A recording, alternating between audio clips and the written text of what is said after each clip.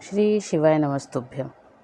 आज आप सभी को सोमनाथ विरासत के 75वें साल के उपलक्ष्य में बहुत बहुत हार्दिक शुभकामनाएं एवं बधाई। सोमलिंगम नरो दृष्ट्वा सर्व पापे प्रच्युच्यते लभते फलम मनोवांछितम मृतः स्वर्ग समाश्रयते।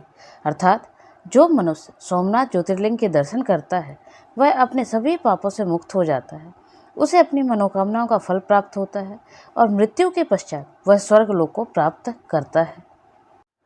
इस वर्ष सोमनाथ मंदिर ने 75 साल पूरे किए हैं, जिस उपलक्ष्य में 8 मई 2026 से 11 मई 2026 तक सोमनाथ विरासत के 75वें साल का महोत्सव मनाया जा रहा है।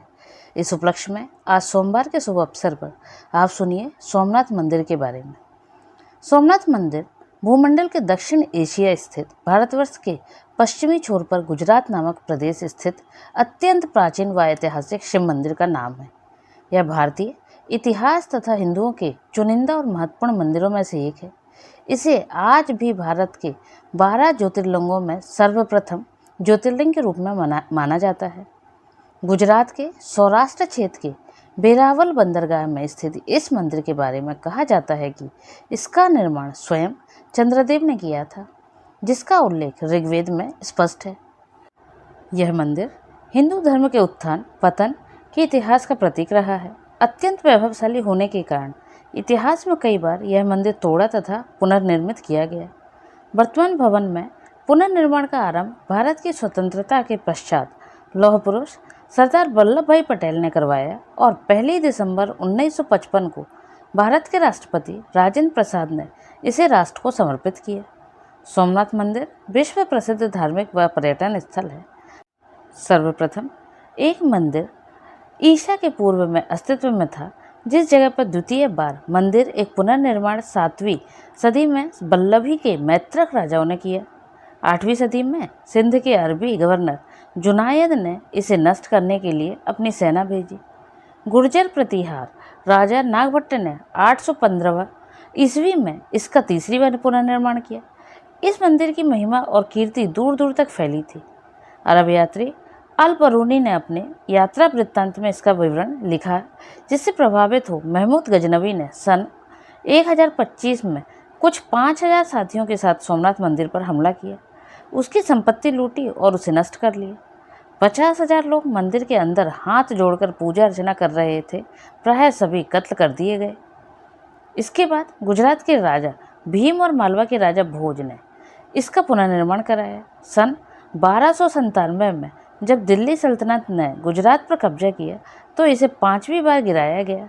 मुगल बादशाह औरंगजेब ने इसे पुनः 1706 में गिरा दिया। इस समय जो मंदिर खड़ा है उसे भारत के गृह मंत्री सरदार वल्लभ भाई पटेल ने बनवाया और 1 दिसंबर 1955 को भारत के राष्ट्रपति डॉक्टर राजेंद्र प्रसाद ने इसे राष्ट्र को समर्पित किया। 1948 में प्रभास तीर्थ प्रभास पाटन के नाम से जाना जाता था। इसी नाम से इसकी तहसील और नगर पालिका थी। यह जूनागढ़ रियासत का मुख्य नगर था, लेकिन 1948 के बाद इसकी तहसील नगर पालिका और तहसील कचहरी का वेरावल में विलय हो गया। मंदिर का बार बार खंडन और जीर्णोद्धार होता रहा, पर शिवलिंग यथावत रहा। लेकिन सन 1026 में महमूद गजनवी ने जो शिवलिंग खंडित किया वह यही आदि शिवलिंग था। इसके बाद प्रतिष्ठित किए गए शिवलिंग को 1300 में अलाउद्दीन की सेना ने खंडित किया। इसके बाद कई बार मंदिर और शिवलिंग को खंडित किया गया। सौराष्ट्र के पूर्व राजा दिग्विजय सिंह ने 8 मई 1950 को मंदिर की आधारशिला रखी थी तथा 11 मई 1951 को भारत ने प्रथम राष्ट्रपति डॉक्टर राजेंद्र प्रसाद ने मंदिर के में ज्योतिर्लिंग स्थापित किए। नवीन सोमनाथ मंदिर 1962 में पूर्ण निर्मित हो गया। 1970 में जामनगर की राजमाता ने अपने पति की स्मृति में उनके नाम से दिग्विजय द्वार बनवाया। इस द्वार के पास राजमार्ग है और पूर्व गृह मंत्री सरदार वल्लभ भाई पटेल की प्रतिमा है। सोमनाथ मंदिर निर्माण में सरदार वल्लभ भाई पटेल का बड़ा योगदान रहा है। मंदिर के दक्षिण में समुद्र के किनारे एक स्तंभ है, उसके ऊपर एक तीर रखकर संकेत किया गया है कि सोमनाथ मंदिर और दक्षिण ध्रुव के बीच में पृथ्वी का कोई भूभाग नहीं है।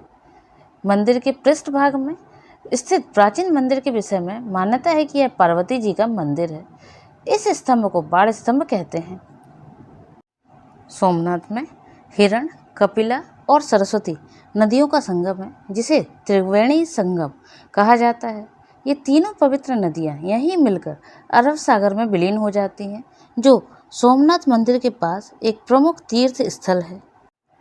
यह शानदार समुद्र तट सोमनाथ मंदिर से 5 किलोमीटर दूर स्थित है और अरब सागर के मनमोहक दृश्य प्रस्तुत करता है। मुख्य मंदिर परिसर से समुद्र तट की दूरी बहुत कम है, लगभग 100 से 750 मीटर के बीच है। यह मंदिर कपिला, हिरण और सरस्वती नदी के संगम त्रिवेणी पर स्थित है, जहां समुद्र की दूरी मात्र कुछ कदमों से ही है। दूरी मंदिर से प्रांगण की यदि देखा जाए तो एक अद्भुत तटीय मंदिर बनता है। मंदिर के पीछे के हिस्से से सीधे समुद्र का नज़ारा दिखाई देता है। यह था सोमनाथ मंदिर से का इतिहास एवं उसके बारे में जानकारी। आगे के और भी रोचक जानकारियों से जुड़े रहने के लिए चैनल को सब्सक्राइब कीजिए। तब तक के लिए हर हर महादेव।